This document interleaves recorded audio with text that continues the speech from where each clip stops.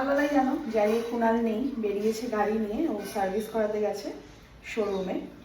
তো আমি যেরকম প্রতিদিন খাই দুধ আর মুসলি, একটা কলা নিয়ে নিয়েছি কেটে।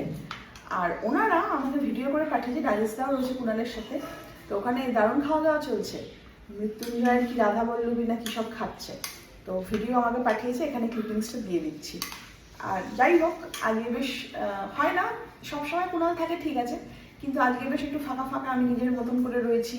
কেউ বলবে না কানের কাছে যাও যাও গিয়ে এখন টিফিন করো, খেয়ে নাও, ওঠো বসো ওঠো। আজকে মি টাইম কাটাচ্ছি, একা একা ব্রেকফাস্ট করছি। খারাপ লাগছে না, বেশ ভালোই লাগছে।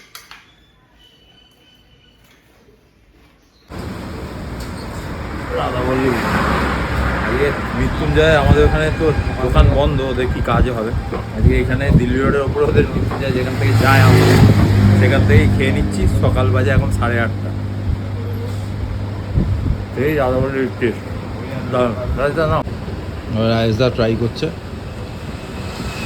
ভালো না? আলুর দমও ভালো, খুব ভালো। তুমি দই খাবে নাকি? একটা দই নেবো? ঠিক আছে। রাজদা আবার রসগোল্লা নিচ্ছে, আমিও একটা নিয়েছি। সোনালি মিস করছে খাবার ওখান থেকে। ও তো মৃত্যুঞ্জয় ওর ফেভারিট, ও মিস করছে এখন।